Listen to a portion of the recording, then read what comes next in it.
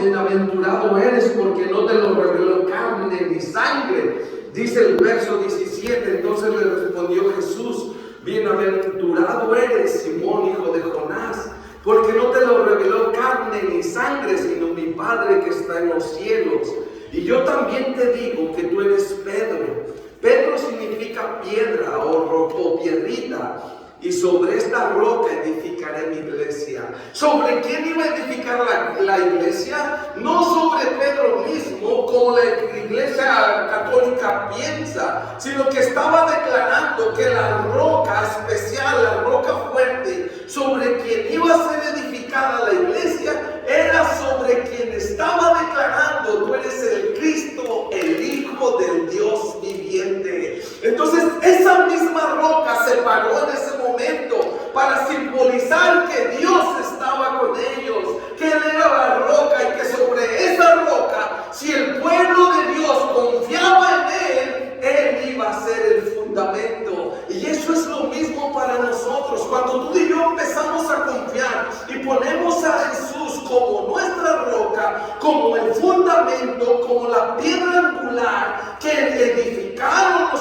edificadores sobre ella, entonces tú y yo estaremos fortalecidos y no habrá nada ni nadie que nos derribe, que nos desanime, porque estamos confiados en Jesucristo. Por eso el salmista decía en el Salmo 6, en el Salmo 62, el salmista lo expresaba de esta manera, y el salmista lo dice así, apúntelo por ahí, no lo busque. Salmo 62, verso 1 y 2, dice: en Dios solamente está acallada mi alma, y de Él viene mi salvación. Él solamente es mi roca, mi salvación es mi refugio, y no resbalaré mucho. ¿Se fija lo que estaba expresando el salmista? Está expresando lo mismo que está expresando el pueblo de Israel allá en Mizpa, allá en aquel lugar de Benecer. Está simbolizando que Él era su roca, y el salmista también lo expresaba: en Él solamente está callada mi alma, y de Él viene mi salvación. Él solamente es mi roca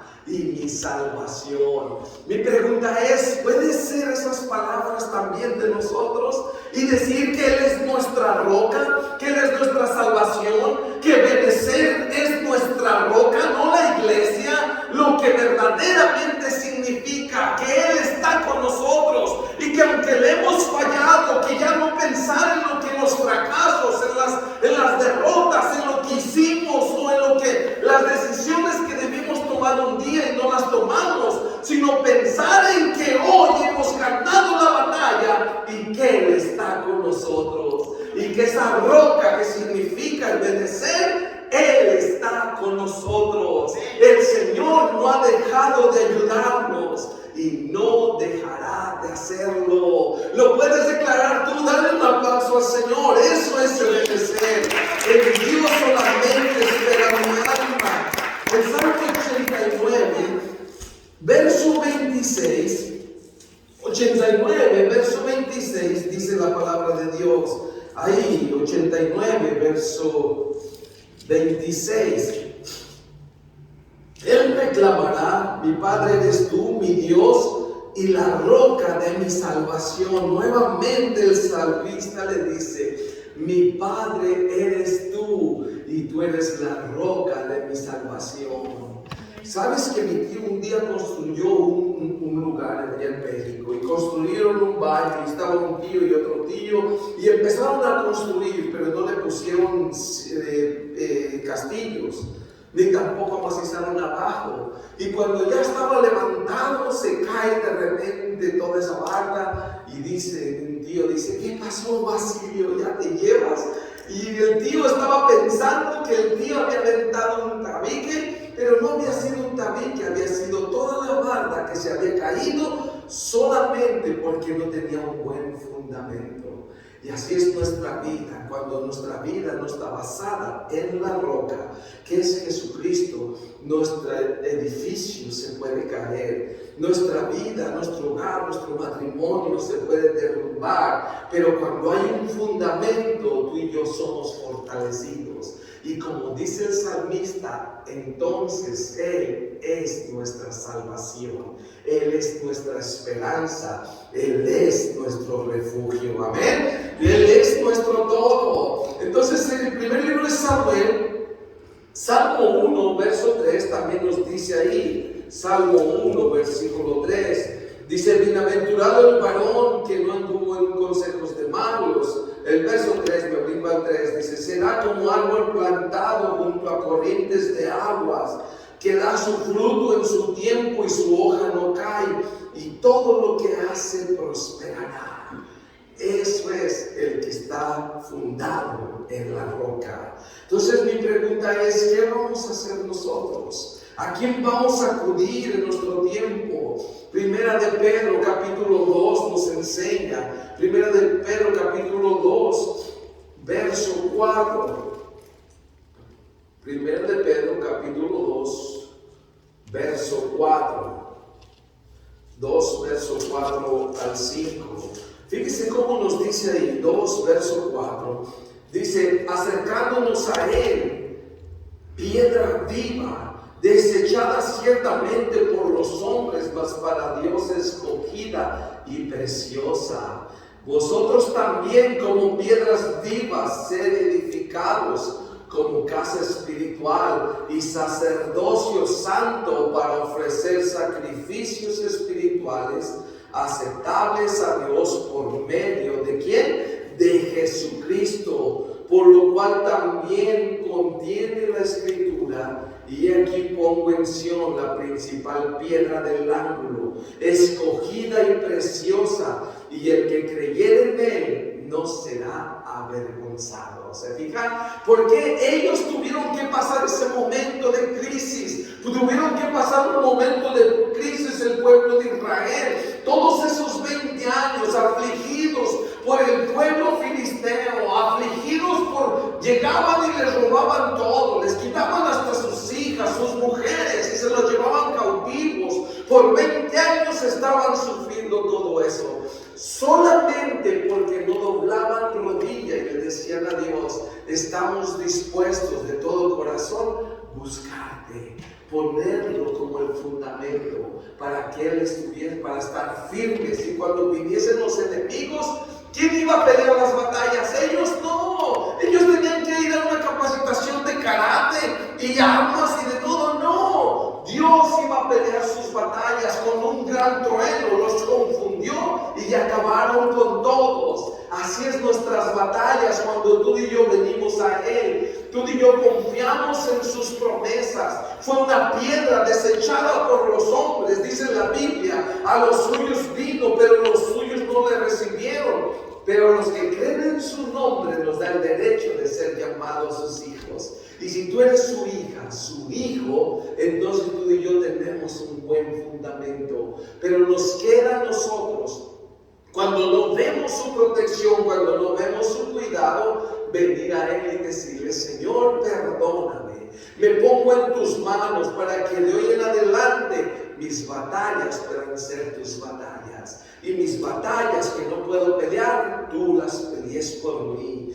Y dice el verso 12 del capítulo 7 del primer libro de Samuel: y así fueron sometidos los filisteos, y no volvieron más a entrar en el territorio de Israel, y la mano de Jehová estuvo contra los filisteos todos los días de Samuel, y fueron restituidas los hijos de Israel, fueron restituidas a los hijos de Israel las ciudades que los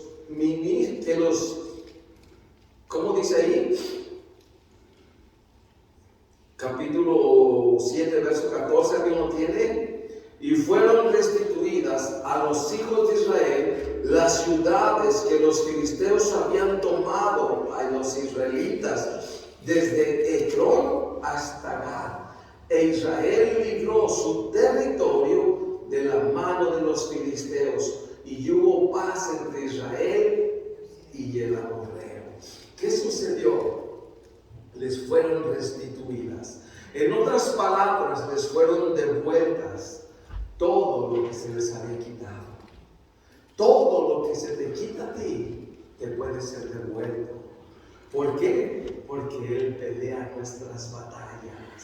Entonces muchas cosas de nuestra vida son quitadas. Es quitado nuestro gozo, no nuestra salvación. El gozo de nuestra salvación por una mala decisión que tomamos. Es quitado muchas veces de nuestra vida la paz. Y viene una amargura, viene una tristeza, viene desesperación. Pero cuando tú y yo volvemos nuestra mirada a Jesús y lo ponemos como nuestra roca, como la roca de nuestra salvación, como el fundamento, y declaramos que Él es Ebenezer para nuestras vidas, entonces tú y yo declaramos victoria y nos es restituido el gozo, la felicidad, lo que nadie nos podía dar o lo que alguien entre paréntesis nos lo quería robar. Porque no lo pudo hacer, porque Jehová pelea nuestras batallas y Él quiere restituirte tu gozo, tu paz, tu tranquilidad, tu victoria. Ya no más pensar en tu fracaso, sino pensar en lo que Dios va a tener de hoy en adelante. Y tú puedes levantarte el día de hoy para declarar que tu fundamento es Cristo y que tus batallas Él las peleará por ti. Podremos empezar a confiar en eso y a declarar en nuestras vidas que Dios está con nosotros, aunque a veces no entendamos y veamos las cosas todo lo contrario. Él sigue estando con nosotros. Así como el aire, a veces no se ve que las hojas de los árboles se mueven, a veces no se ve que el aire afuera, pero cuando tú sales, tú puedes respirar. Y eso significa que aunque no lo veas, aunque no lo sientas, el aire sigue estando ahí. Así es nuestro Dios. Sigue obrando en nuestras vidas, sigue manifestándose de ciertas maneras. Y a veces nos está permitiendo que pase todo eso para que tú y yo, como el pueblo de Israel, vengamos de todo corazón a clamar a nuestro Dios. Dice el pueblo de Dios: y se reunieron en Mizpa y sacaron agua y la derramaron delante de Jehová. Verso 6. Y ayunaron aquel día y dieron allí, y dice, contra Jehová hemos pecado. Y luego Samuel, dice, y juzgó Samuel a los hijos de Israel en Mizpa. Solamente reconocieron que tenían una necesidad, y la necesidad era de arrepentimiento para venir a Jehová. Y luego que vinieron a Él, Él les regresó todo lo que habían perdido. ¿Qué has perdido tú en tu tiempo? ¿Qué has perdido en tu vida? ¿Has perdido tu hogar? ¿Has perdido tu relación, tu matrimonio, tu paz, tu tranquilidad? Pues entonces ven a Él y declárale a Él que quieres que Él sea la roca de tu salvación. Y Él lo va a hacer en todo momento.